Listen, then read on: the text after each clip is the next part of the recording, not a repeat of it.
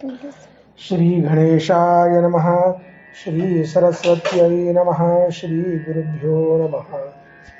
गुरुर्ब्रह्मा गुरुर्विष्णुः गुरुर्देवो महेश्वरः गुरु साक्षात् परब्रह्म तस्मै श्री गुरुवे नमः।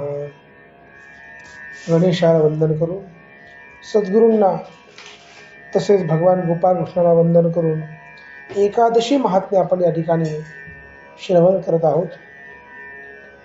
भगवद्गीतेमध्ये भगवंत म्हणतात, यज्ञदान तपः कर्म न त्याज्यम कार्यमेव तत्। यज्ञ दान आणि तपरूप कर्माचा कोणत्याही परिस्थितीमध्ये त्याग करता येत नाही किंवा ते करू नये, ते कर्तव्य कर्म म्हणून करावं।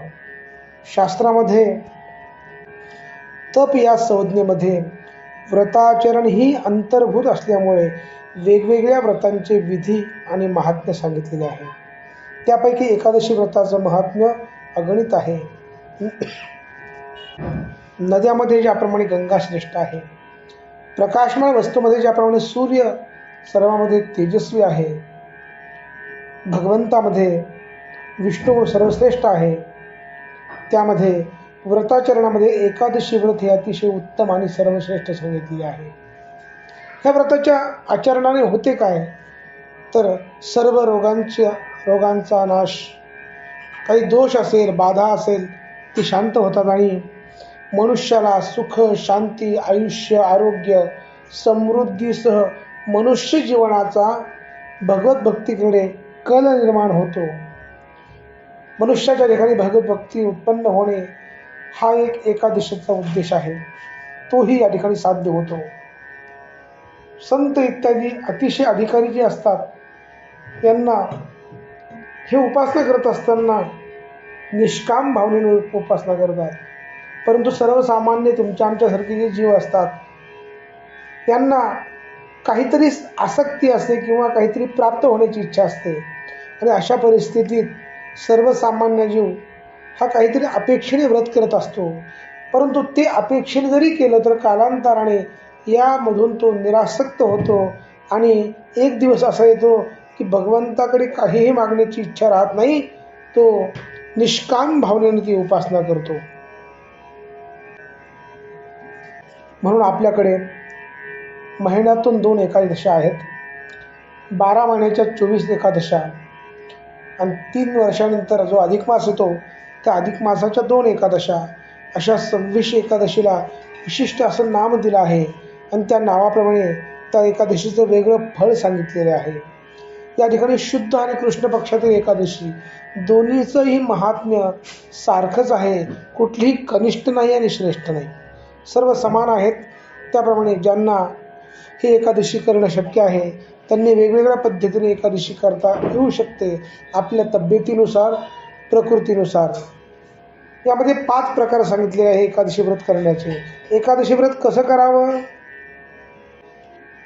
शास्त्रकारांनी सांगितले, समाजातील सर्व वयोअवस्थामधील सशक्त आणि अशक्त घटकांचा पूर्ण विचार करून हे व्रत आपले सामर्थ्य श्रद्धा आणि भक्तीला अनुसरून पुढील प्रकारे व्रत वेगवेगळे प्रमाणे करता येतील। त्यामध्ये नंबर 1, निर्जल व्रत करावं, अन्न पाणी न घेता व्रताचरण करणे। नंबर 2, उपवास व्रत करणे, अन्नग्रहण न करता व्रत आचरण करणे। त्यामध्ये आपण उपाहार घेऊ शकतो, फलाहार घेऊ शकतो। नंबर 3, एकादशीच्या दिवशी केवळ एकदा दुग्धादी पेय पदार्थ ग्रहण करणे, असं आचरण करून व्रताचरण करता येते। किंवा नंबर 4, एकभुक्त व्रत, एकादशीच्या दिवशी सकाळी वा संध्याकाळी एकदाच फलाहार करून व्रताचरण करता येते। हेही ज्यांना शक्य नाही त्याने नंबर 5, नक्त व्रत करावं, एकादशीच्या दिवशी सायंकाळी सूर्यास्ताच्या समयामध्ये म्हणजे प्रदोष काळामध्ये फलाहार करून व्रताचरण करावे। त्यातील पहिल्या 2 प्रकारांनी व्रताचरण केल्यास संपूर्ण पुण्यफल प्राप्त होते, 3रा व 4थ्या प्रकारांनी व्रताचरण केल्यास चतुर्थांश पुण्यफल प्राप्त होते आणि नक्त व्रताचरण केल्याने निम्मे म्हणजे अर्धे पुण्यफल प्राप्त होते। अशा हा एकादशीचा विचार आहे। शास्त्राने आपलं आरोग्यही चांगलं राहावं या उद्देशाने एकादशी व्रत सांगितलं आहे. एक दिवस जर आपण अन्न पाणीचा त्याग केला तर शरीरातील जे काही जीवाणू असतात, जे आपल्या जीवनामध्ये अनावश्यक आहे, त्यांचा संपूर्ण नायनाट होतो. आरोग्य जीवन जगण्यासाठी एकादशी व्रत हे 15 दिवसातून एकदा सर्वांनी अवश्य करावं. एकादशीचा महिमा अगाध आहे. म्हणून ज्याला संसारातील विविध तापांची भीती वाटते, अधिदैविक, अधिभौतिक, आध्यात्मिक असे जे ताप आहेत, या तापांचा नाश होण्यासाठी, पण ज्याला आपल्या कल्याणाची इच्छा आहे, त्याने एकादशी व्रताचा अवलंब अवश्य करावा. एकादशी ही लोककल्याणार्थ उदय पावली आहे.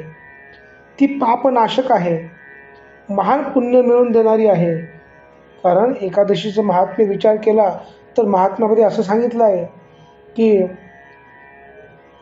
शंखोद्वार तीर्थामध्ये स्नान करून गदाधराचे दर्शन घेतल्याचे जे पुण्य मिळते ते एकादशी व्रताने मिळणाऱ्या पुण्याच्या 16व्या अंशा इतके सुद्धा नसते.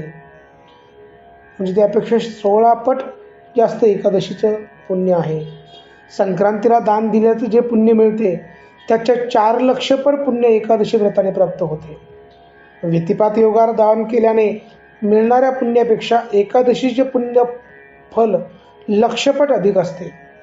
सूर्यचंद्र ग्रहणाकाळी कुरुक्षेत्रात स्नान केल्याने जे 1 लक्ष तपस्वी ब्राह्मणांना 60,000 वर्षे भोजन दिल्याने जे पुण्य मिळते ते एकादशीच्या एका उपोषणाने प्राप्त होते. अश्वमेध यज्ञ केल्याने जे पुण्य मिळते त्याच्या शतपट आणि वेदज्ञ ब्राह्मणांना 1000 गायी दिल्याने जे पुण्य मिळते त्याच्या 10 पट पुण्य एकादशी व्रताने मिळते. नित्य 10 ब्राह्मणांना भोजन, ब्रह्मचार्याला भोजन, भूमिदान, कन्यादान, विद्यादान व भुकेलेल्या मनुष्याला अन्नदान हे एकापेक्षा एक वरचढ पुण्य देणारे सत्कर्म आहे. पण हे सर्व पुण्यही एकादशीच्या पुण्याची बरोबरी करू शकत नाही. म्हणून एकादशीला अनन्यसाधारण महत्त्व आहे. अशा या एकादशी महात्म्यामध्ये भगवान गोपाळकृष्णाने युधिष्ठिराला एकादशीचं महात्म्य सांगितलेलं आहे. एकादशीचं व्रत कसं करावं? प्रातःकाळी लवकर उठवावं, म्हणजे एकादशीच्या आदल्या दिवशी दशमीला दंत धावन, स्वच्छ दात धुवावे, स्नान संध्या नित्य कर्म करावे, देवाची पूजा करावी. दशमीच्या दिवशी नक्त भोजन, संध्याकाळी प्रदोषकाली भोजन करावं. भोजन हे कास्याच्या पात्र्यात करू नये. त्या दिवशी मद्य, मांस, मसूर, कांदा, लसूण, मध, परान्न हे सेवन करू नये. क्षार व मीठ नसलेले म्हणजे आळणी व हवनीय द्रव्याचे गहू, तांदूळ, साजूक तूप इत्यादी सात्विक अन्न घ्यावे. त्या दिवशी तांबूल सेवन करू नये, स्त्री संग करू नये, ब्रह्मचर्य पालन करावे, भूमीवर शयन करावे, हरिकीर्तन, पुराण, नामस्मरण करावे. हे झालं दशमीच्या दिवशी. एकादशीला प्रातःकाळी उठावं आणि भगवंताचं स्मरण करावं, हरिनाम घ्यावं. 12 वेळा चूळ भरून मुख प्रक्षालन करावं. या दिवशी दात धुवू नयेत, घासू नयेत, फक्त चूळ भरावी. शौचादी मुखमार्जन झाल्यानंतर एखादा तलाव, विहीर, नदी, तीर्थक्षेत्रावरती स्नान करावं. हे शक्य नसेल तर आपल्या घरी गंगेचं स्मरण करता करता स्नान करावं आणि त्यामध्ये एकादशी व्रताचा संकल्प करावा. संकल्प असा करावा, हात जोडून म्हणावे, भगवंता नारायणा, आज एकादशीच्या दिवशी मी तुझ्या प्रीत्यर्थे उपवास करणार आहे. तुझे पूजन, भजन, कीर्तन, नामस्मरण व रात्रसमयी जागरण करणार आहे. उद्या द्वादशीस या व्रताचे पारणे करणार आहे. या व्रत नियमाचे व माझे रक्षण कर. भगवंताला प्रार्थना करावी, कारण सत्य संकल्पाचा दाता नारायण आहे. त्याला सर्व सांगावे, तो करून घेतो. अशा प्रकारे भगवान विष्णूची किंवा गोपाळकृष्णाची मूर्तीची पूजा करावी तुळशीपत्र, तुळशीहार, नाना प्रकारचे सुगंधी द्रव्ये, नाना प्रकारची पुष्पे भगवंताला समर्पित करावे. सुगंधित द्रव्य, अत्तर, धूप, दीप आणि भगवंताची पूजा करावी. स्वादिष्ट फळ समर्पित करावे. पंचोपचार किंवा षोडशोपचार भगवंताची पूजा करावी. भगवंताच्या एखाद्या महात्म्याचं वाचन करावं. गीतेमधील एखादा अध्याय किंवा विष्णू सहस्रनाम या एखाद्या स्तोत्राचं पठण करावं. त्या दिवशी अन्नग्रहण करू नये. ज्यांना शक्य आहे त्यांनी जलपानही करू नये. पण ज्यांना पूर्ण निराहार राहणे शक्य नाही त्यांनी दूध घ्यावे, फलाहार घ्यावा, अल्पोपहार करावा. त्या दिवशी कुणाची निंदा करू नये, व्यसन करू नये, द्यूत क्रीडा करू नये, दुपारी झोपू नये, तांबूल भक्षण करू नये, वृथा दोषारोप करू नये, काम, क्रोध, मत्सर करू नये, हिंसा करू नये, असत्य भाषण आदी दोषांचा त्याग करावा. मद्यपी, व्यसनी, दुर्जन, पतित, दुराचारी, पाखंडी, तस्कर, देव ब्राह्मण निंदक यांची संगत त्या दिवशी टाळावी. मन शांत ठेवावं, संतुष्ट ठेवावं, सर्वांशी प्रेमाने वागावं. या दिवशी भगवंता प्रीत्यर्थे दान धर्म, यज्ञ, जप, कीर्तन, पुराण श्रवण, भगवंतासमोर गायन, शास्त्रचर्चा इत्यादी शुभ कर्म करावीत. शास्त्रामध्ये असं सांगितलं आहे, एकादश्यां विशेषेण कर्तव्यं भोजनद्वयम् रात्रो जागरणं कृत्वा दिवाच हरिकीर्तनौ. रात्रसमयी भगवंताचं कीर्तन करावं, भजन करावं. अशा प्रकारे जागरण त्या ठिकाणी रात्री करावं. शक्य असल्यास रात्रीच्या प्रत्येक प्रहरात श्रीहरीचे पूजन करावं असं सुद्धा सांगितलेलं आहे. हे झालं एकादशीच्या दिवशीचं. आणि आता द्वादशीच्या दिवशी काय करावं, तर उद्यापनासह व्रत केल्याने ते परिपूर्ण होते व त्याचे संपूर्ण फल प्राप्त होते. म्हणून एकादशीच्या दिवशी जे आपण व्रत करतो ते द्वादशीच्या दिवशी विधीपूर्वक त्याचं उद्यापन करावं.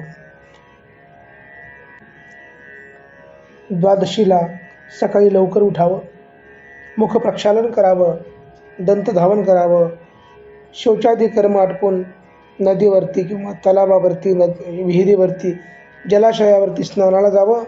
तिथं शक्य नसेल तर आपल्या घरी गंगेचं स्मरण करून गंगेच्या स्नानाचं पुण्य मला प्राप्त होतं आहे अशी कल्पना करून घरी स्नान करावं. धूत वस्त्र परिधान करून कपाळावरती गंध लावावं. संध्या जपादी प्रातः कर्तव्य झाल्यावर भावभक्तीने विष्णूचं पूजन करावं. षोडशोपचार भगवंताचं पूजन, देवाला अभिषेक झाल्यानंतर सुग्रास नैवेद्य समर्पण करावा. ब्राह्मण सुवासिनींना भोजन घालावं. त्यांना उत्तम वस्त्र, शिधा किंवा विपुल दक्षिणा देऊन संतुष्ट करावं. आणि हे झाल्यानंतर व्रताचरणामध्ये काही त्रुटी राहिली असेल तर भगवंताकडे याचना करावी. क्षमा याचना झाल्यानंतर घरातील सर्व परिवारासह सर्वांनी भोजन करावं. द्वादशीला काही गोष्टींचा त्याग सांगितलेला आहे, वर्ज करायचं सांगितलेलं आहे. कांस्य पात्रामध्ये भोजन करू नये, मांस इत्यादी भक्षण करू नये, अपेयपान, अभक्ष भक्ष यांचा त्याग असावा. परान्न ग्रहण करू नये, व्यर्थ भाषण करू नये, प्रवास, हजामत, अंगाला तेल लावणे, व्यायाम करणे ह्या गोष्टी वर्ज करायचे सांगितलेले आहे. हे झालं एकादशी कसं करावं याची रूपरेषा. कारण या एकादशीला महिन्यातील प्रत्येक एकादशीला महिन्यातून ज्याप्रमाणे 2 एकादशी येतात, एका एकादशीचे एक विशिष्ट महात्म्य सांगितलेलं आहे. कार्तिक शुद्ध एकादशीपासून तर त्या ठिकाणी अश्विन मध्य एकादशीपर्यंत नव्हे 26 एकादशीला विशिष्ट असं नाव दिलेलं आहे. प्रत्येकीचं वेगवेगळं फळ सांगितलेलं आहे. त्या प्रत्येक एकादशीचं फळ आपण या ठिकाणी बघणार आहोत. वेगवेगळ्या पुराणामध्ये वेगवेगळ्या ठिकाणी एकादशीचं महत्त्व आलेलं आहे. त्या सर्वांचा एक संग्रह करून प्रत्येक एकादशीची एक कथा या ठिकाणी आहे. ती कथा आपण या ठिकाणी बघणार आहोत. अशी ही एकादशीची रूपरेषा. यानंतर आपण प्रत्येक एकादशीचं फल बघूयात. भाद्रपद महिन्यातील कृष्ण पक्षामध्ये जी एकादशी येते त्या एकादशीला इंदिरा एकादशी असं नाव आहे. या इंदिरा एकादशीचं महात्म्य काय आहे तर सर्व पापांचा नाश, पितरांना मुक्ती, विष्णुलोक प्राप्ती आणि वाजपेयी यज्ञाचं फल या एकादशीमुळे प्राप्त होतं. युधिष्ठिर म्हणाला, योगेश्वरा हे मधुसूदना रुक्मिणी वरा, निज कृपेने श्रीधरा सांग पुढील महात्म्य ही. साक्षात भगवान गोपाल कृष्णाला धर्मराज युधिष्ठिर विचारतात की या भाद्रपद महिन्यातील एकादशीचं, कृष्ण पक्षातील एकादशीचं महात्म्य काय आहे. भगवंत म्हणतात, अरे धर्मा, या तिथीला इंदिरा एकादशी म्हणतात. इंदिरा हे लक्ष्मीचं एक नाव आहे. या व्रताच्या आचरणाने महापातकांचा नाश होतो. अधोगतीला गेलेल्या पितरांना मुक्ती या एकादशीमुळे प्राप्त होते. हिचे महात्म्य श्रवण पठन केल्याने वाजपेयी यज्ञाचे फल प्राप्त होते. सोमयागाचं फल प्राप्त होतं. जो मनुष्य भूलोकी सर्व प्रकारचे उत्तम भोग भोगतो आणि निष्पाप होऊन विष्णुलोकीत जातो, अशी ही पुण्य प्राप्त करून देणारी इंदिरा एकादशी आहे. त्या ठिकाणी पुराणामध्ये कथा सांगितलेली आहे. भगवान गोपाळकृष्ण धर्मराजाला ती कथा सांगतायत. धर्मा, कृतयुगामध्ये महिष्मती नगरीमध्ये इंद्रसेन नावाचा राजा राज्य करीत होता. असा तो इंद्रसेन नावाचा राजा धर्मानुयायी होता, स्वधर्मनिष्ठ होता, विष्णुभक्त होता. आणि एके दिवशी तो राजसभेमध्ये असताना नारदांचे आगमन त्या ठिकाणी झाले. प्रारंभिक आदर आतिथ्य, साधू संत येती घरात, तोची दिवाळी दसरा या नियमाने नारदांचं आदर आतिथ्य झालं, पूजन झालं. कुशल वार्ता झाल्यानंतर राजाने त्यांना आगमनाचं प्रयोजन विचारलं. कारण नारद जे येतात विनाकारण नारद फिरत नाही, काहीतरी उद्देश असेल तर त्या ठिकाणी जातात.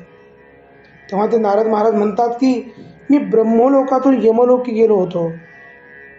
तेथे तुझ्या पित्याची, वडिलांची मला सत्यवानाची भेट झाली. तो धर्मपरायण आणि पुण्यवान होता, म्हणून त्याला तेथे पाहून मला आश्चर्य वाटलंय. कारण एवढा पुण्यवान व्यक्ती यमधर्माकडे का जातोय, का राहतोय. ते म्हणत तो म्हणाला, मुने, हे मुनी, नारद मुनी, पूर्वजन्मी घडलेल्या व्रतवैगुण्यामुळे मला यमलोकी राहावे लागत आहे. म्हणून तुम्ही माझ्या पुत्राकडे जा. कोणाकडे तर इंद्रसेनाकडे जा. त्याला माझी हकीकत सांगून आपला असं माझा निरोप द्या की तू इंदिरा एकादशीचे व्रत करून ते पुण्य मला समर्पित कर. त्या प्रभावाने मी स्वर्गलोकी जाईल. ते ऐकून राजाला मोठे नवल वाटले. त्याने त्या व्रतविधी कसा करावा सर्व नारदांना विचारला. नारदांनी सर्व काही सांगितले आणि भाद्रपद महिन्यातील त्या एकादशीच्या दिवशी स्नान संध्यादी नित्यकर्म झाल्यावर माध्यान्ह समयी पितरांसाठी म्हणून तो नदीवरती गेला. स्नान संध्या करून आल्यानंतर दशमीच्या दिवशी रात्री भूमीवरती शयन करता झाला. इंदिरा एकादशी सकाळी मुखप्रक्षालन, स्नान संध्या झाल्यावर दुपारी शाळीग्रामासमोर भगवान विष्णूसमोर पितरांसाठी श्राद्ध केलं. श्राद्ध म्हणजे श्रद्धायुक्त अंतःकरणातून पितरांच्या उद्देशाने केलेलं दानधर्म. या ठिकाणी द्रव्य रूपाने, शील रूपाने फलरूपाने श्राद्ध करून ब्राह्मणास यथायोग्य सन्मान त्याने दिला. दिवसभर उपोषण केले, अन्नपानाचा त्याग केला, श्रीहरीचे पूजन व रात्रसमयी जागरण केले, भजन कीर्तन नामस्मरण स्वतः राजाने केले आणि द्वादशीच्या दिवशी विष्णूचे पूजन करून ब्राह्मणांना भोजन दिले. यथाशक्ती दानधर्म त्या ठिकाणी केला आणि आप्तजनासह सर्वांनी भोजन केले. त्याप्रमाणे इंद्रसेनाने आपल्या सर्व परिवारासह सेवकासह भक्तिभावाने ते व्रताचरण केले आणि ते पुण्य आपल्या पित्याला समर्पित केले. संकल्प केला की माझ्या पित्यांचा उद्धार व्हावा आणि तो संकल्प केल्याबरोबर ते पुण्य त्या पित्याला प्राप्त झाले. साक्षात भगवंताचे दूत विमानामध्ये बसून त्यांना घेऊन जाण्यासाठी आले. तो गरुडावरती आरूढ होऊन वैकुंठच गेला. कालांतराने निष्कंटक राज्याचा उपभोग घेऊन तो राजाही स्वर्गलोकी गेला. असं हे इंदिरा एकादशीचं महात्म्य आहे. म्हणून सर्वांनी हे व्रत अवश्य करावं. असे नाना प्रकारचे व्रत, वैकल्य, पूजा, प्रवचन, कीर्तन हे श्रवण करण्यासाठी आमच्या चॅनलला सबस्क्राईब करा, लाईक करा, सर्वांना पुढे पाठवत राहा, शेअर करा आणि आपल्यासह सर्वांनी हा आनंद घ्यावा या उद्देशाने हा परोपकार आपण करावा. गोपाल कृष्ण भगवान की जय.